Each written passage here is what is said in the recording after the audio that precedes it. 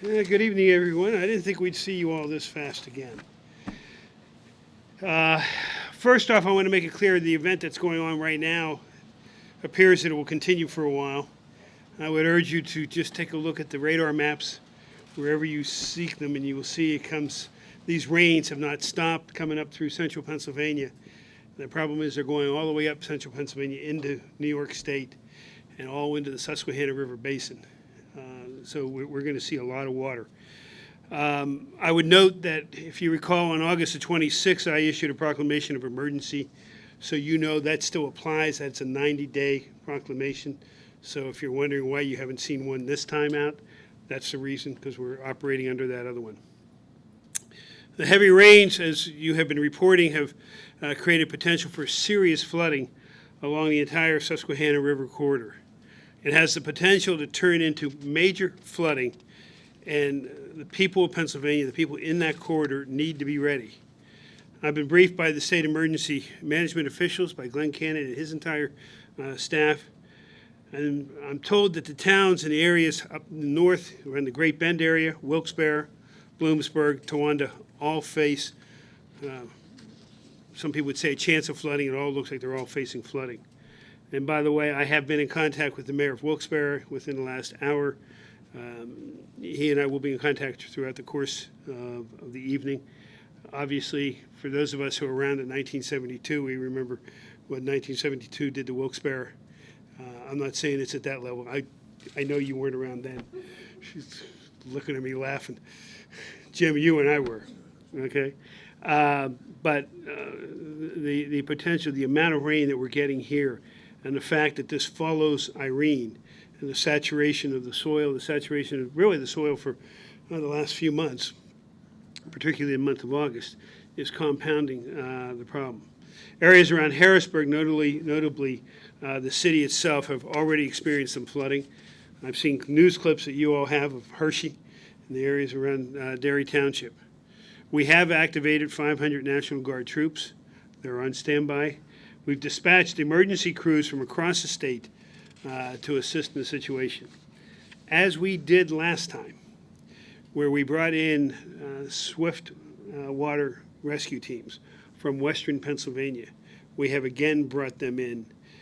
Last time we staged them for a short period of time at the farm show and then sent them to northeastern Pennsylvania and to southeastern Pennsylvania. This time, as they're coming in, they are being directed where to go. And primarily they've been covering northeastern Pennsylvania. As I said, I've been on the phone with the mayor of Wilkes-Barre. We will continue to stay in contact with him. One of the things that I want to make clear is this is not a time to panic. This is a time to prepare.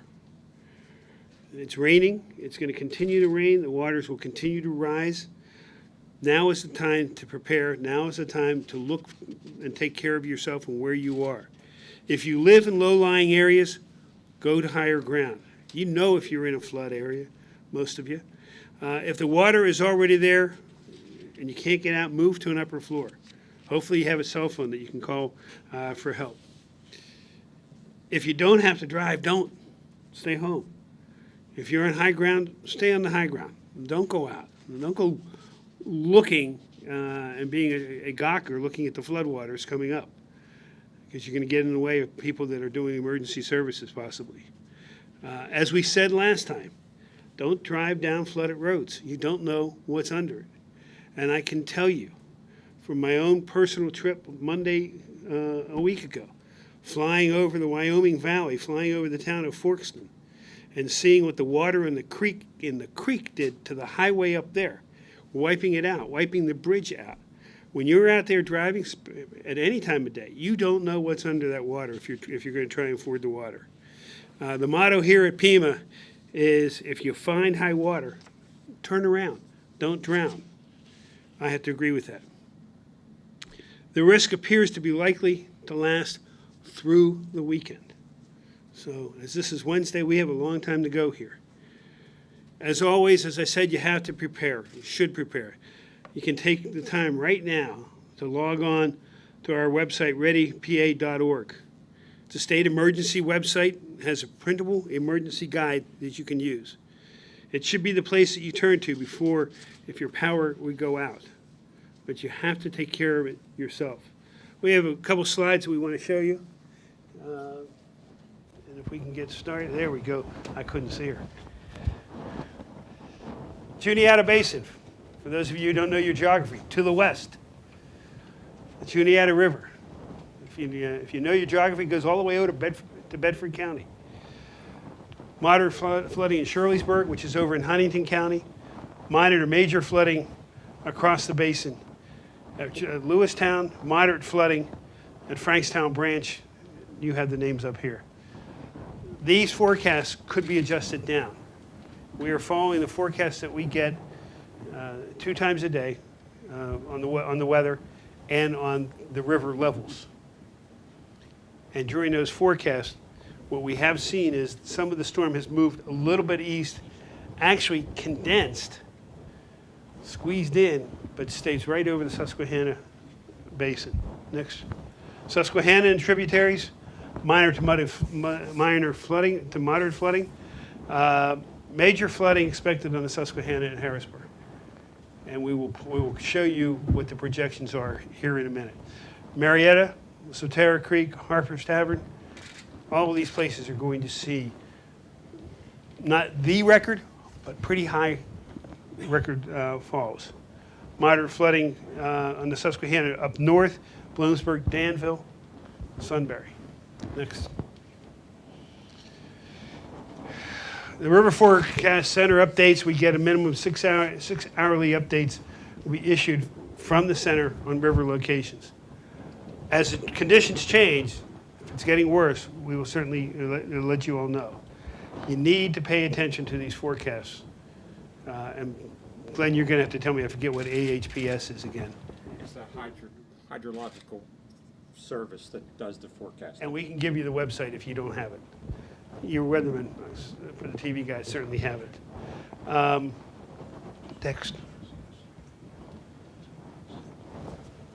As we said, flash flooding likely to occur in many different areas. And it won't necessarily be flash flooding. You're just going to see the river starting to rise. If you've walked outside from the governor's residence, as I did earlier this evening, you can see that the water is up considerably, up to about as high as it was at any time during the course of the winter, this winter. Next one. Okay, one of the charts that you can see. This is the one that will get everybody. This is where we are right now, Susquehanna River, 13.8 feet. What's important to note is they're predicting 26.2 feet. But that prediction isn't until late Friday night, early Saturday morning. There's more rainfall coming. And what I want to stress to everybody in south central Pennsylvania is all the rain that's following in north central and in New York along the Susquehanna River Basin is all going to come down here. And all you had to do was look at the change of the river last week in color to see what was happened up in the northeast back in Irene all came down through the Susquehanna River. That's why this curve is one that so far it has been following the projection that this curve is on. So 26.2 feet is one of our highest floods. Next slide. To give you an idea, the historical crest, Hurricane Agnes, was 32 feet. This is the St. Patrick's Day flood of 36 that hit the entire East Coast, including all the way over to Pittsburgh, of almost of 29 feet. 26.8 was back in 1889. I don't know who was here to measure it or remembers it. And then this is the one that many of you would remember from the winter of 1996, except for some of you that were probably not born yet. Come on, you guys can laugh. You can give it up. And that one was 2508. I will tell you, in this flood, we did have water in the basement of the governor's residence. Certainly in this flood, it got well into the governor's residence. And that's right along Front Street. And that's what I use that as a marker. So we're preparing the governor's residence to try and hopefully keep the water out. Next one. Sotara Creek near Hershey. Right now it's 17.5, projected for 20 feet. Flood stage is 7 feet. That's why you see it's up in the record stage areas. Okay, beyond moderate, beyond major, into the record stage. That occurs tonight to tomorrow, between 8 and 8. If I read that correctly, right? Next. The historical crests on this one. 16.12 back in '06. Wasn't that long ago. That was, it wasn't Ivan. I forget which one of the hurricanes it was. But that was one, I think one of the hurricanes that hit. In fact, what's amazing here is that Agnes is not even listed in this one. 96 was 14.3. More likely than not, a lot of that is going to be the development along Swatara Creek over the years that could cause that. Next one. Wilkes-Barre, very important one. Right now it's 16.14. Flood stage 22. The projection, if I read this correctly, is 38. Now it's interesting because if you remember, I did the kayak tour a couple weeks ago up there. And we're going to see how that holds up there. Major stage is 30, so they're going to be well above it. And that'll be between Friday morning and Friday evening. No, midnight and 8 a.m. Thursday to Friday. So as you see, remember I talked about Friday to Saturday down here. That's the water coming down. Next slide. Their historical crest, 72. Agnes, 40 feet. This is only 2 feet less, is what the projection is. I hope all the projections are wrong. I hope you all do too. I hope they're all much lower. And that this rainstorm just all of a sudden turns, goes east, and gets out over the ocean. But if you watch the radar, as I've taken a look at the radar, it looks like it's just on a railroad track coming right up at this point. 2004, this was Ivan. That was 34 feet. So this is higher than Ivan. Okay? Questions?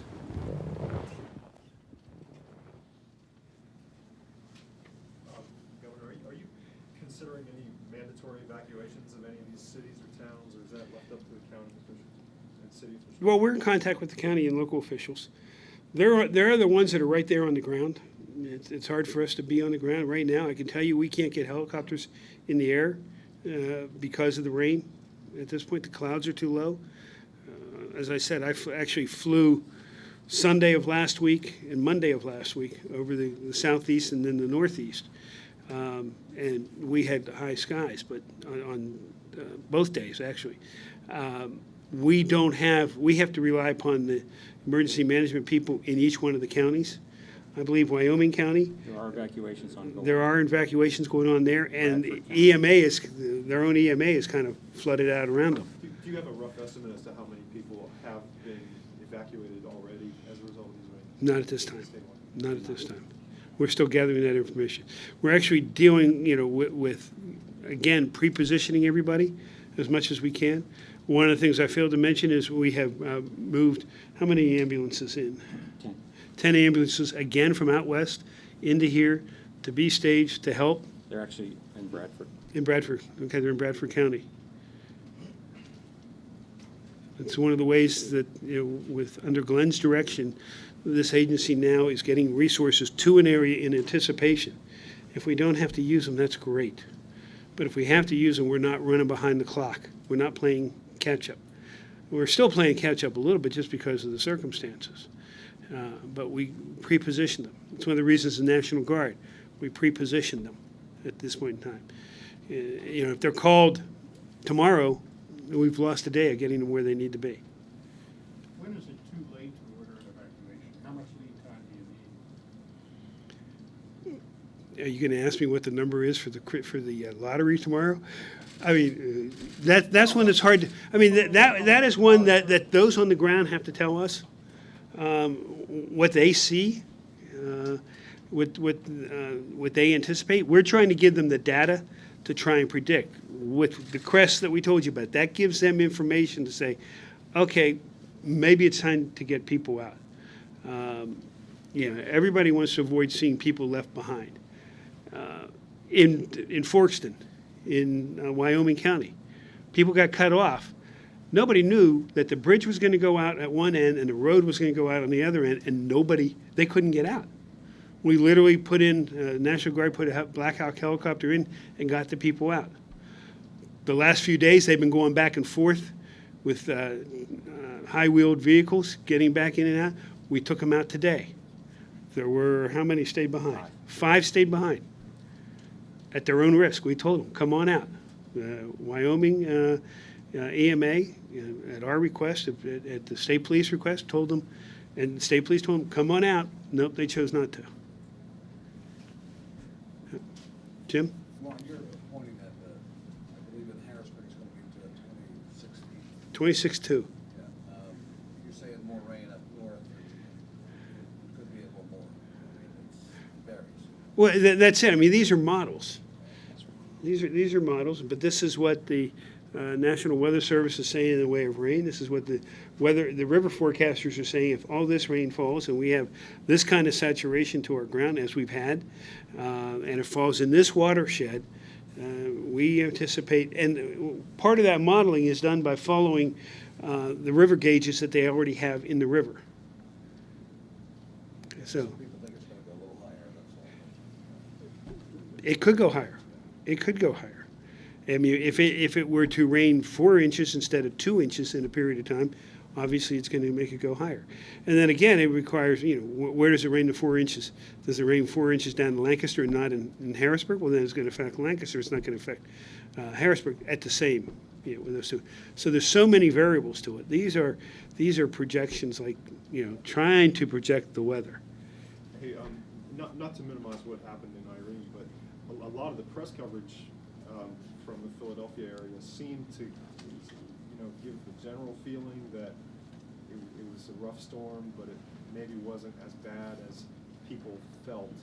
And I don't mean to minimize the loss that people that got hit hard felt, but there seemed to be an overall feeling in the media that I saw anyway that maybe Pennsylvania dodged a bit of a bullet on that. Oh, I think we did. Do you think that, can you, for perspective for people in the Susquehanna Basin, I mean, do you think that it's very unlikely that we dodge this bullet this time? If we go to 26-2, we didn't dodge a bullet. That's pretty clear. What we dodged in that storm was a lot of the wind. So did New York City. I mean, it was not what it was predicted to be, and that's why we call them predictions. They're not guarantees that this is what's going to happen.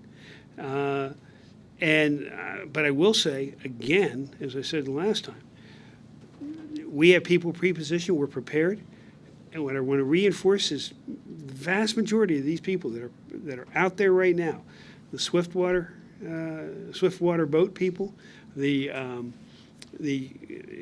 ambulances, are volunteers.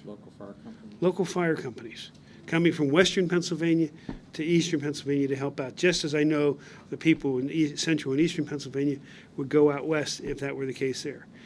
In this in this event today, we did not bring them as quickly because we didn't know how this storm was going to affect western Pennsylvania.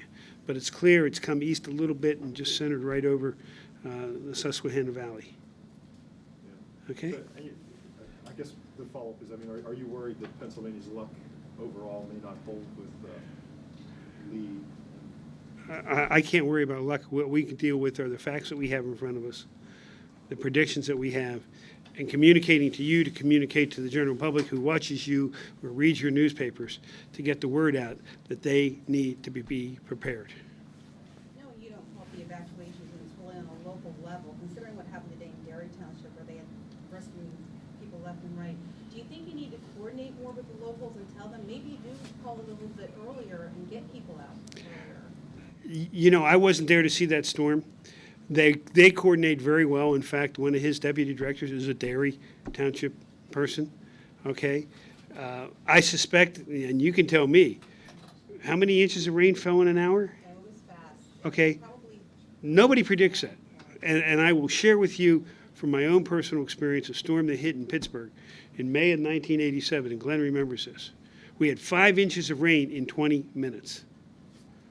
In 20 minutes. We had 8 people killed in that.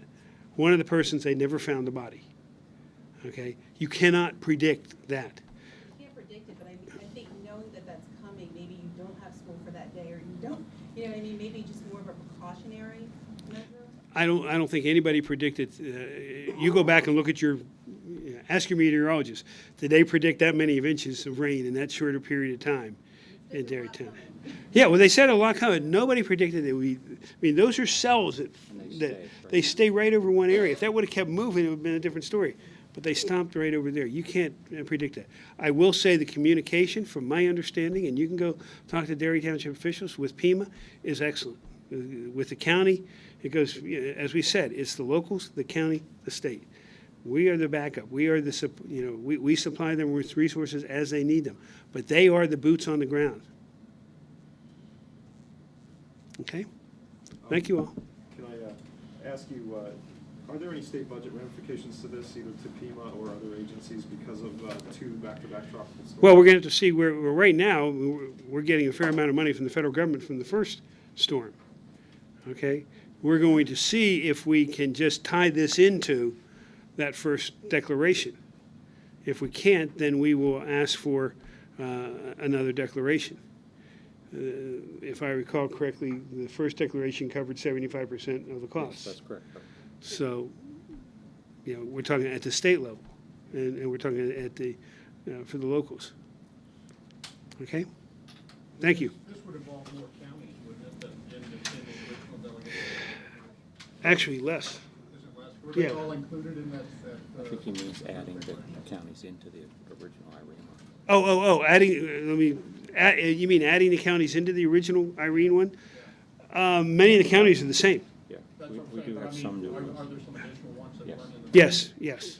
How many counties do you know that are potentially covered by this? Yeah. Yeah, we'd have to Yeah, look at we'll get it for you. I have to look at a map.